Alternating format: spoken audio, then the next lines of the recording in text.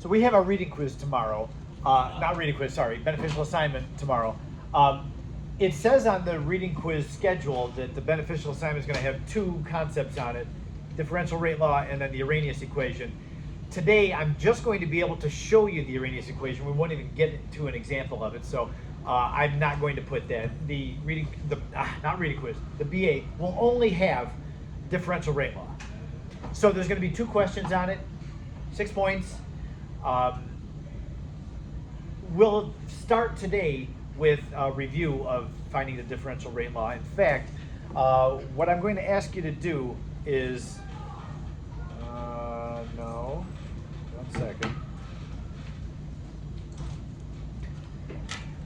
That Kinetics class examples document that I put onto Schoology, I'm going there. I don't have a slide for this in the notes document. I'm just going to take you to that question.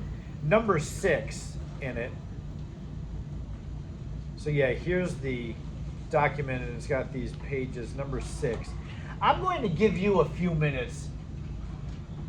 This is a chance for you to self-assess. If you have this set of data given to you, up at the very top of the slide is where the balanced equation is for the reaction. Given this concentration of the two reactants versus rate data, can you answer the first 4 questions? The last question here, question E, a mechanism question. We'll talk about that at the end. I'm just going to ask you, I'll give you a few minutes. I'll just be quiet for a few minutes. Take the time to do A through D. See if you can do this.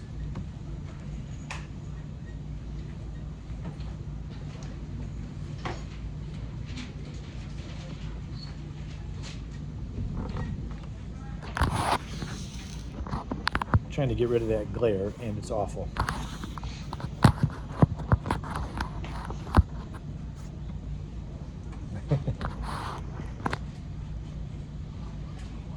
Yeah. I'm going to turn the front lights off.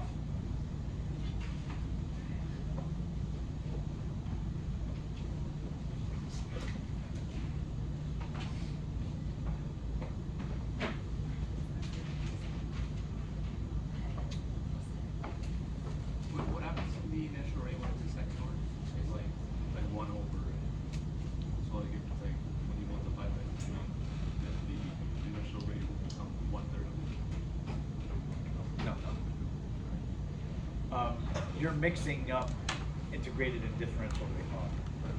If it's second order, the integrated rate law would be the inverse of concentration versus time. But that's not what we're doing here. You're just using the data to determine what's the order of A and the order of B. There's no other calculation. Yeah, but what's the pattern for like second order? Yeah, if the concentration doubles and it causes the rate to double, it's first order. If the concentration doubles and it causes the rate to go up by 4, it's second order. Oh.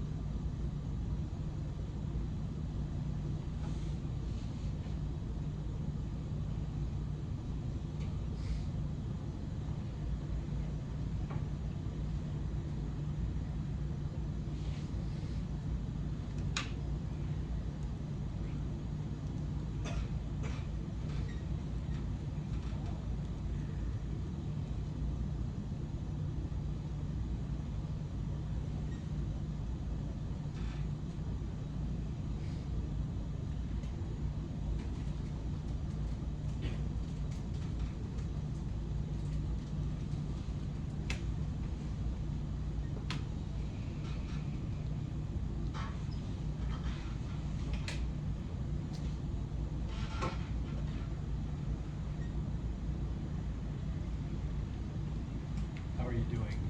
You have enough time to at least look at all the questions? I'm trying to just watch you and I see, okay, people are still typing things in their calculator. I'll wait. I'm going to walk through these with you now that you've had a chance to look at all 4 of them.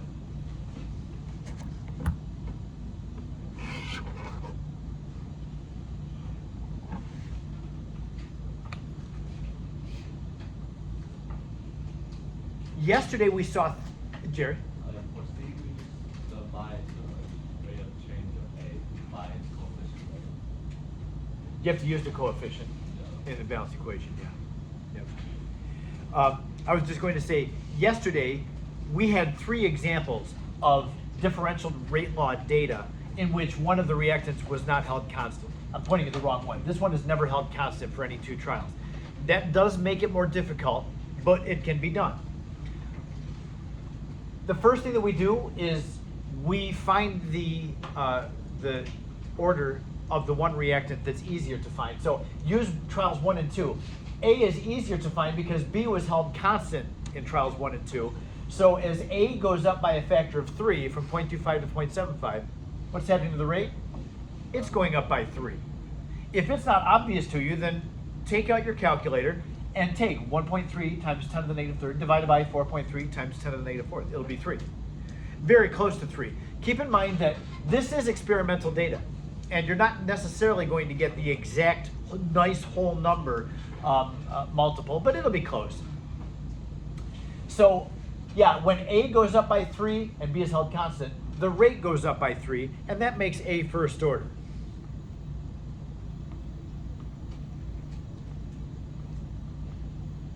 So we know that A is a first order reactant. Now we're going to have to try to find what the order of B is. And A is never held constant. So now we're going to choose 2 trials. I would say try to choose the trials that have the nicest and simplest changes to them. Like you can't use trial 4 because you don't have a concentration for B. And I would not suggest you use trials 1 and 3 because A is going up by a factor of 6. You could, and you'll get the right answer, but I would say it's going to be simpler to use trials 2 and 3 where A is doubling and B is doubling. Simple changes. You can't do 1 and 2, right? No, because 1 and 2, B was held constant. We can't use those to figure out what B's order was because it's not changing. You got to have it change. So my suggestion is to use 2 and 3. And if you use 1 and 3, we still should get the same answer. So using 2 and 3, we have A going up by 2. It's double. Because A is first, so keep in mind that both A and B are changing. Both of those have the potential to change the rate. So we have to take those concentration changes one at a time and analyze what's happening to the rate. So take A and notice that it doubles. Because A is first order, doubling its concentration will cause the rate to double. So I do this every time. So if you go back and look at what we wrote yesterday, you'll see that when you have both concentrations changing, the one whose order you know, which is the A in this case, we will have to determine what happens to the rate because of the change in A. And since A is first order, A doubles, that should cause the rate to double. So it should go from 1.3 to 2.6 times 10 to the negative third. That's just because of the change of A. Now we're going to consider the change in B in the same 2 trials. So B is doubling. We're now going to take this rate and see how it changes to trial 3 as B doubles.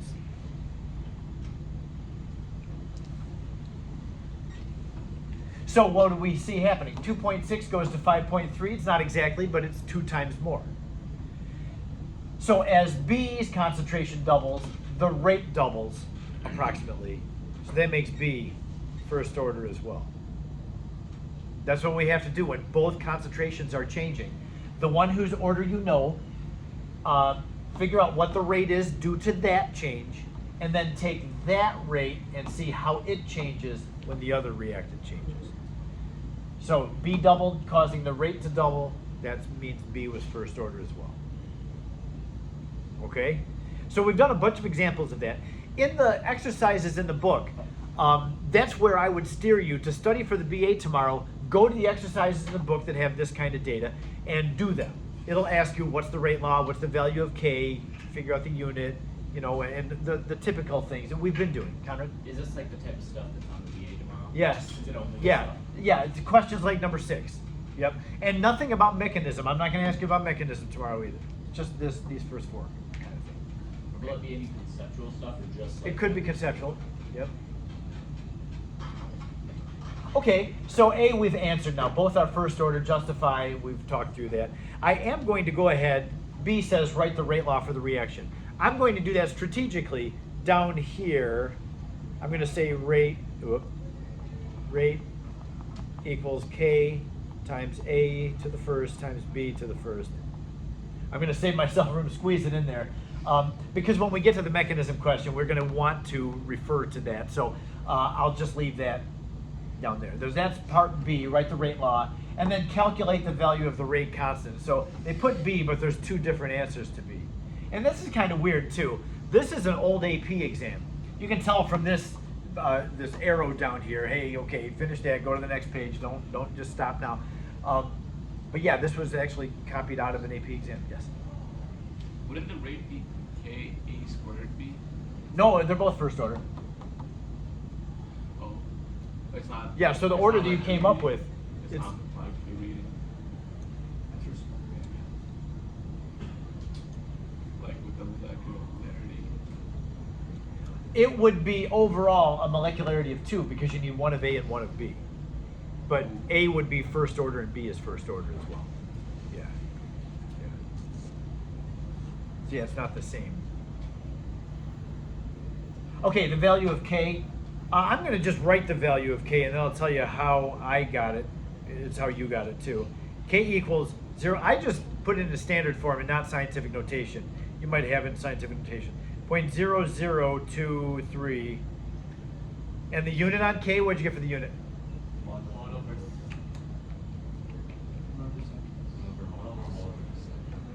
Yeah, we need 1 molarity term in the denominator too. Again, I'll show you how we do this. But the unit was, and by the way, I hear you making the same mistake I made. I made the same mistake both first and third hour. And man, making the same mistake a second time, that was kind of embarrassing. They didn't know because they only had me for third hour. But yeah, the unit that they give up, look at this. The rate of formation in this table is molarity per minute, not per second. So yeah, both times I put molarity per second because every other experiment or, example we've done has been per second. So watch out for that. 1 over molarity times minutes. That's the unit on K. Now let's see why that is. I'm just going to change colors. Okay, so I'm going to use, when you're trying to find K, just choose any trial. Don't choose trial 4 because you need that number. And I always just go for the simplest numbers in a trial, and none of these are any simpler than the others. So we'll just use experiment 1. So for trial 1, we'll do the rate, which is 4.3 times 10 to the negative 4th molarity per minute equals K times the concentration of A, which is 0.25 molarity, times 0.75 molarity. So I'm just using this rate law, putting all the numbers that I know into it for that trial. I know the rate, I know the concentration of A and the concentration of B. The only thing I don't know in that is the K value. K is a rate constant. It doesn't matter what trial you use, you're going to get the same K, or very close to the same K. Again, it's experimental data. It may be different by a tiny little bit, but it'll be the same. Okay, so now getting the number 0.0023, I think that's correct. Take 4.3 times 10 to the negative 4th and divide those two things. I'm not concerned about you being able to get that. But the unit, what's the unit? I have molarity per minute divided by m squared, right? Look at that, molarity per minute divided by m squared. So you cancel out one of the m's in the denominator, you still have 1. That's why I got that. Yes? Yeah. Does sig figs matter in the K value? Yeah, because the rate had only 2 sig figs, and everything on it was only 2 sig figs. So yeah, it rounded the right number of sig figs. Now, you know, as usual, on a quiz and test, if you're off by one sig fig, if you would put 0.00229, because I think that's what it was on the calculator, it's fine.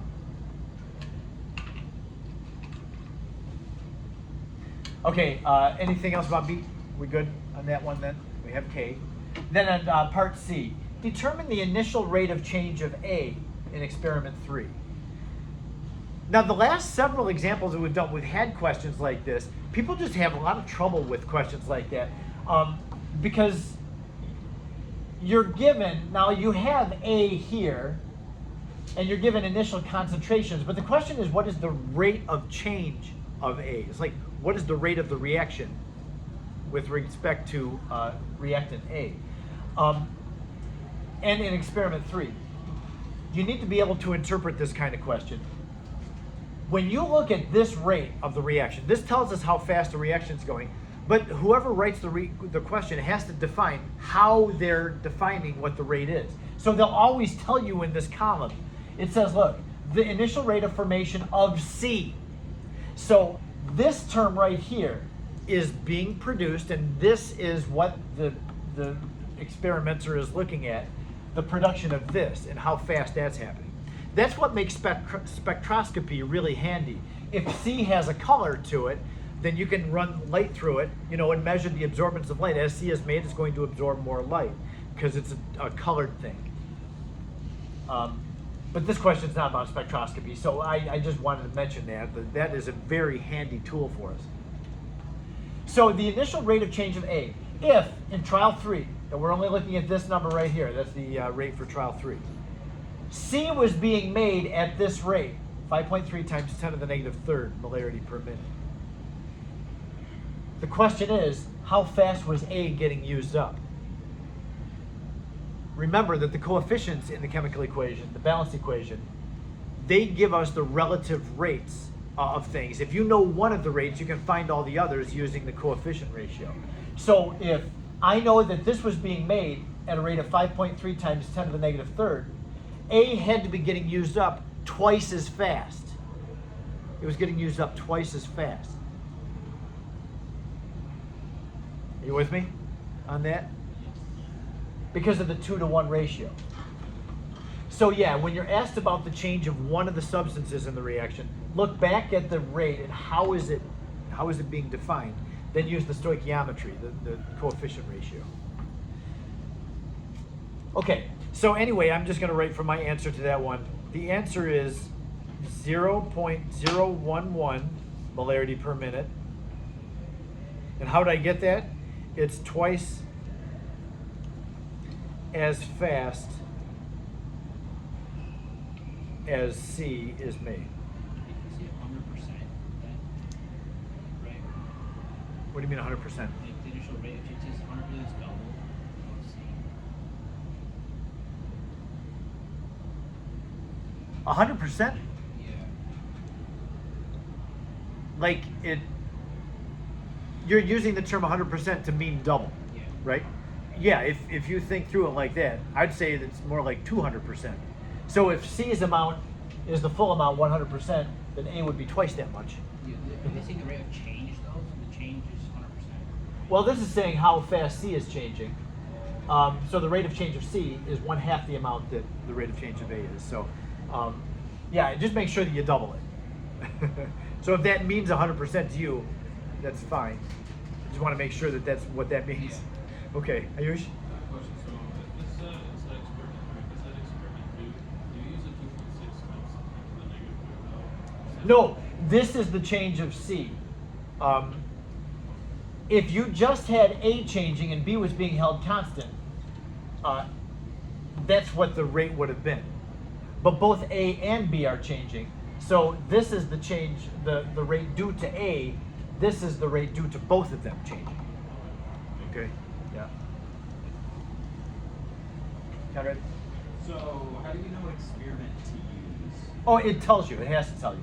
Oh, wait, that's. It tells you trial 3. And you get the answer because you know that it's being made twice as fast as the. From the coefficient ratio, yeah. Okay. Yeah, it told us that they were looking at C, and then it asked you, well, how fast would A have been changing? Well, it's twice as fast because of the coefficient ratio. So, do you just divide them C by 2 in this instance? Or? No, you multiply by 2 because, look, there's 2 A's for every 1 C. So if you have C's rate, then you multiply it by 2 to get A's rate. Okay. It's times 2 over 1 with the unknown on top. Just to take a look. So this question, how did one of them change in the reaction when the data gave you something else that was changing? Look back at question, oh, sorry. I guess I can't erase that quickly. Question 5, we did question 5 yesterday. One of the questions there was C. In experiment 2, what was the rate of decrease of F2? Well, we had the data given was how fast the product was being made, but the question here was how fast is F2 changing? You got to use the 2-to-1 ratio. You take the ClO2F and divide by 2 to get how fast F2 is changing. So we've had questions like that already. Go back to question 4. We did this one yesterday as well. Part A, calculate the rate of disappearance of Br2 in experiment 1. You look at experiment 1, oh, the rate was 3.24 times 10 to the negative 4. But that was how fast NOBr was being made. NOBr is the product. So how fast is Br2 getting used up? Well, look, it's a 2-to-1 ratio. So it was based on the coefficient ratio. So we've had lots of questions like this already. Make sure that you see what we have to do for that kind of question. If they ask you about how fast is one of the reactants or product changing, look back at the data, how is the rate being defined? And then use the coefficient ratio to go from the data table to the thing that you're asked about. Okay?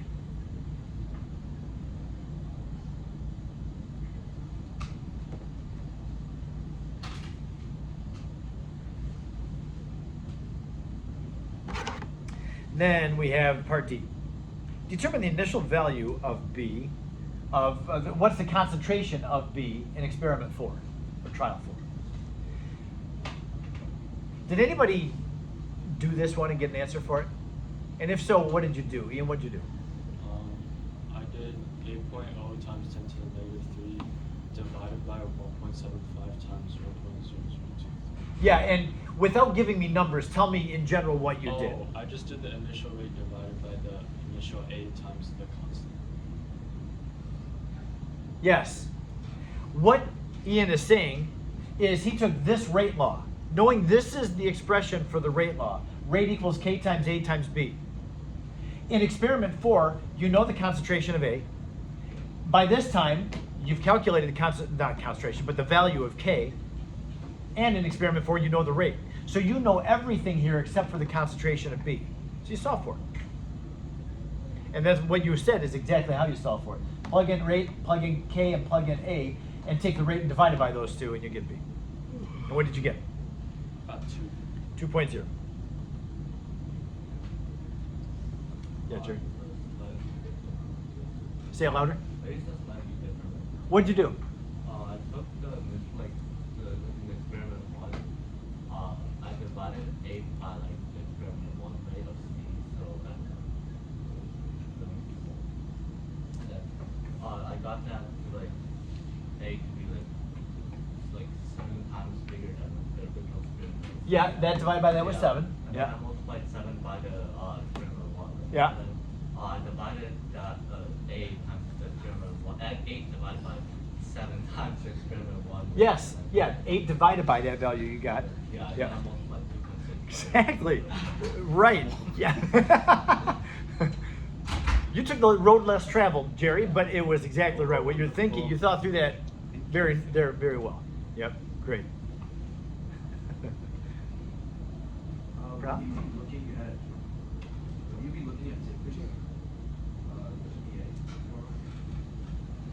I always look at sig figs. What am I marking you down? No.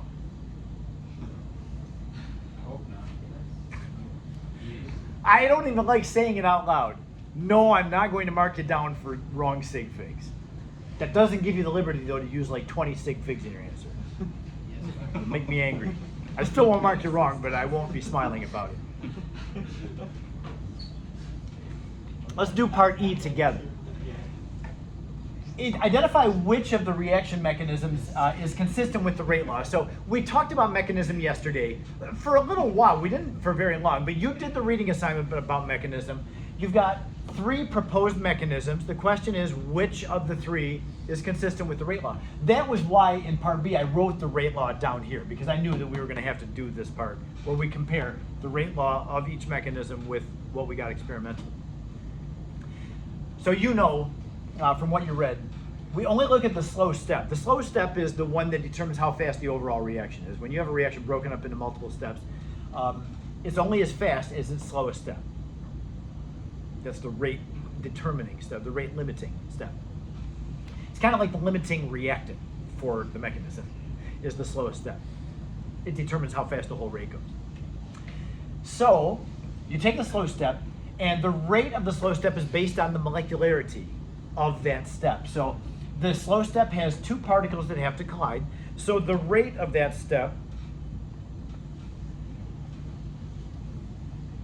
would be K times the concentration of M times the concentration of A.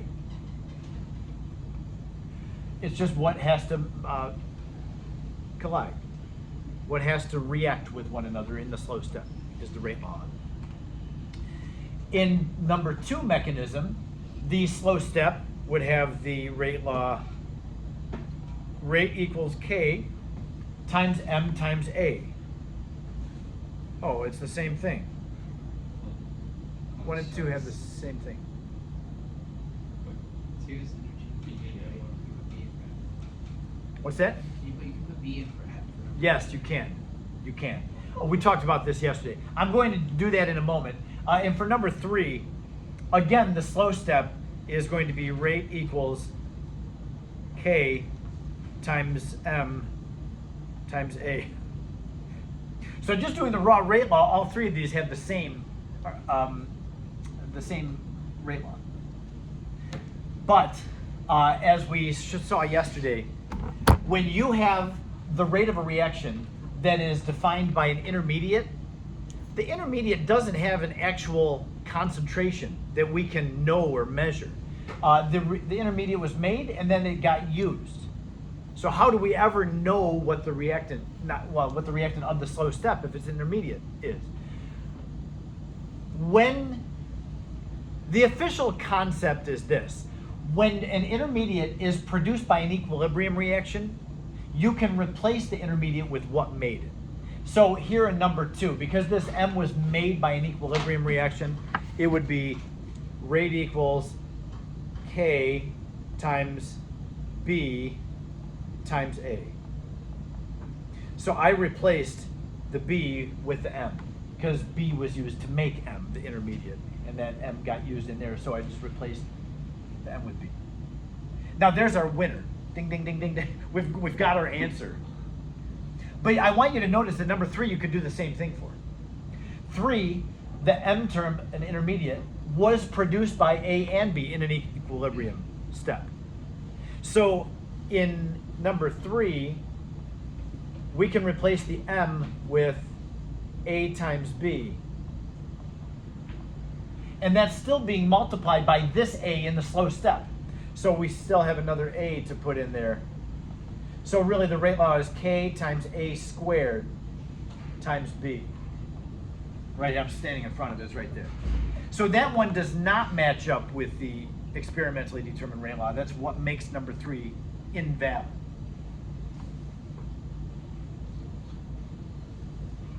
Now I'm going to tell you,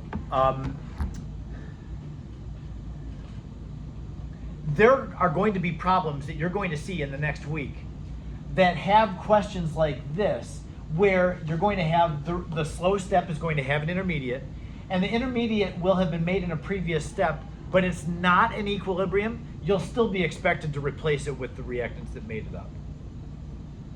Just know that. When you have an intermediate, just replace it with the reactants that were used to make it up, even if it was not for an equilibrium. You'll see that that has to be done. Conrad? Is the equilibrium, is that kind of like the weird, like from the B to N reaction, is it kind of a weird arrow thing? Yes. Is that it means equilibrium. Okay. Yeah.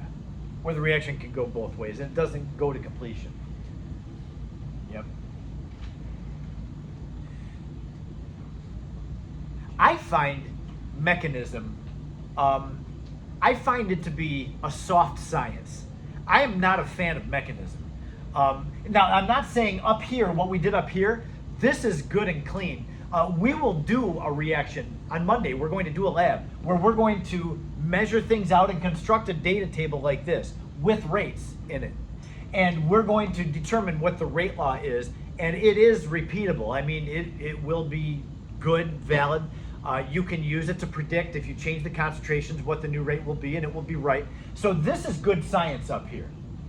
Mechanism, I've never been a fan of. I don't really get why we even learn about it. And that's the truth. We do, it's part of our curriculum, but you can never prove that a mechanism is what it is. I mean, just because this is a valid mechanism does not mean that that's the actual mechanism the reaction goes through.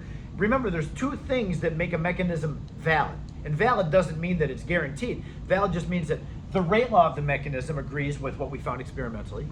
And then don't forget the other criterion. The 3 steps have to add up to the overall balance. I've lost it now. It's there. This equation has to be what those 3 steps add up to. But you can't prove the mechanism. I just don't know why we do this. So you can tell from being around me, I love most of chemistry. This, I just don't really get why we do it. I don't know what we accomplish by doing it. Except, I guess there is validity in just knowing, for students to know that reactions don't just happen in one step. I think that's worth knowing. This is not an elementary reaction. It's broken up into steps. But other than that, I can take that or leave it. But that doesn't mean we don't have to learn it. We have to learn it. If we didn't have to, I would not teach you this. Any questions on any of this today? We spent a long time in this one example.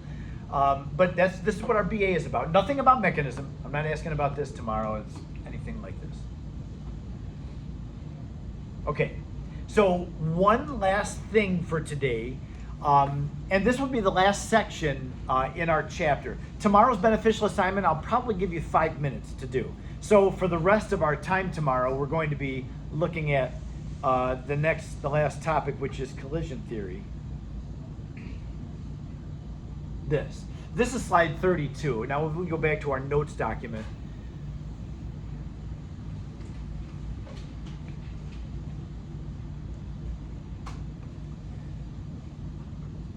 We've been at Kinetics for a week. We started last Thursday, and today is Thursday. So,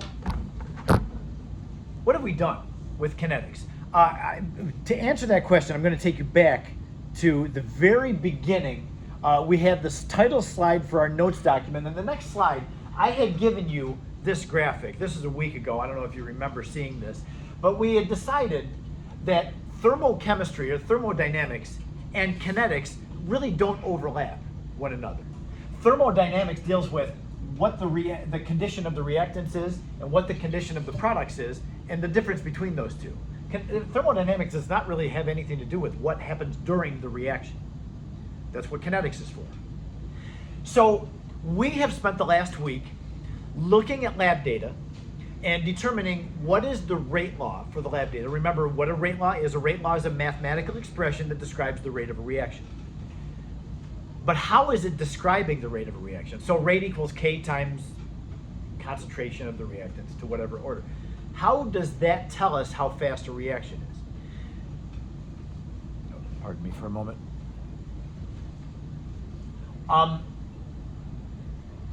So yeah, back when you take a look at this, have we really learned how fast the reaction is or what steps are involved? Now, what steps are involved, that's the mechanism for a reaction. But then the how fast. So we have this idea of a rate law, and any type of rate law that you use, whatever order you have for the integrated rate law or all the differential rate laws, they always have a K value. And so we have this K. It turns out that K is a very big deal, and there are some number of factors that go into just the K value. So we're able to calculate K, but what really is affecting the K for a reaction? That's what we're going to be up to here for the last part. And this is going to give us some real life perception of the kinetics of a reaction. How fast is the reaction? Well, really it comes down to the K value. So in order to understand K, we need to know that when you put reactants together, the reactants have to run into one another. You have to have collisions of reactants to break themselves apart and be able to rearrange. A chemical reaction is a rearrangement of particles. Bonds have to break, and then a rearrangement happens, and then new bonds form. Oh, I shouldn't have done that. I'm going to take you back here. Notice there's this hill. That hill is there on purpose. The reactants have to have a certain amount of energy in them to break their bonds apart. You know how bond breaking is always an endothermic process? We talked about that back in chapter 6. Anytime bonds break, energy must be taken in. So that's what this is describing here, is that the reactants must gain energy in order to break apart. Then they get to the top of this hill, and that's where they can start rearranging. And then as they make new bonds, energy is given off, so they come back down. So the going uphill is breaking bonds. The going downhill is the formation of bonds. Now, before I leave this slide again, I want you to observe something. The reactants have a certain amount of energy.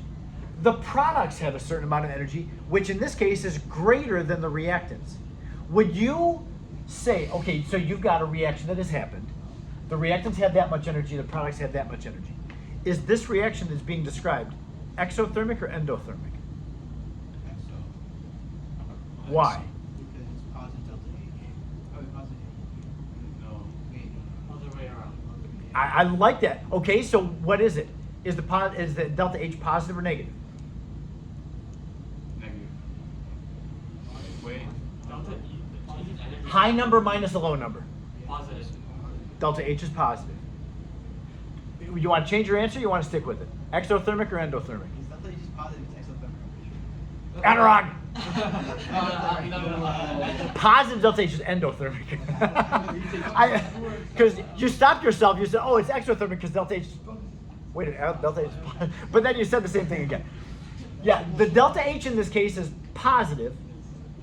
Big number minus small number, so it's a positive delta H. Therefore, this is an endothermic reaction. Now, I have another slide to show you. It's 30 something. Yeah. This one is just a couple past. I was just here talking about collision theory. I'll come back to that. But this would be what an you got me doing the same thing. This is an exothermic reaction. If you start with reactants having a certain amount of energy, all reactions will have to go through something like this, where the reactants have to collide with one another, and those collisions provide enough energy for the reactants to break apart. Hopefully they will.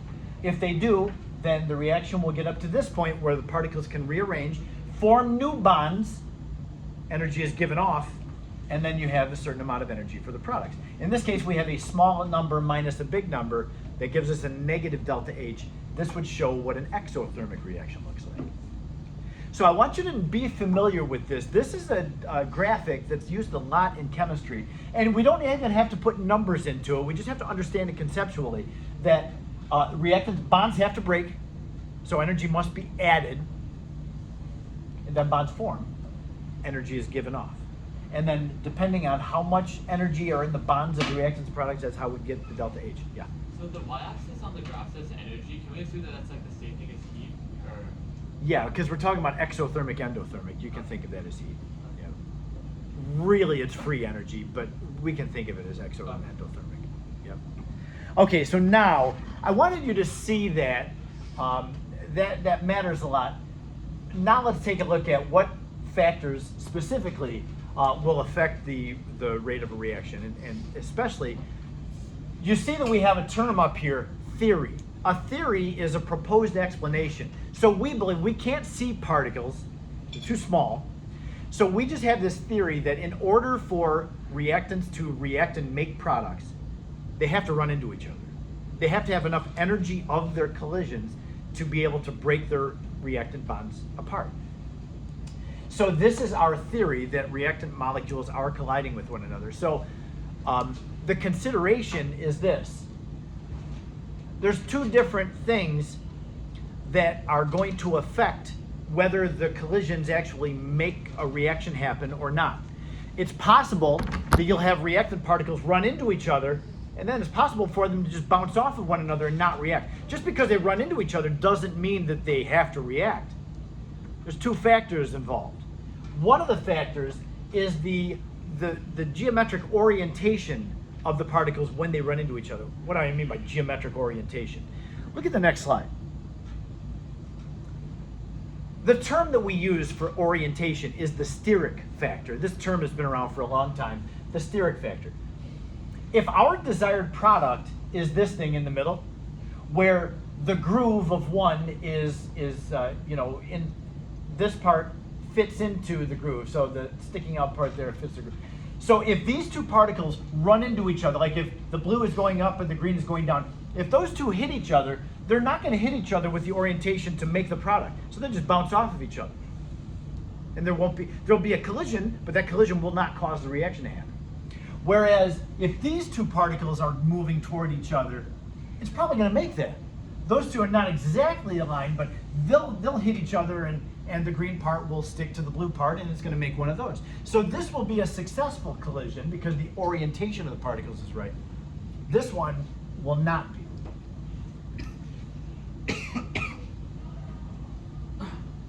When you have actual particles, not just shapes, running into each other, often it's just one part of the molecule that's reacting. And so if you have the reacting part of one molecule and the reacting part of another molecule, if they run into each other, well then you'll have a likelihood that there'll be a reaction.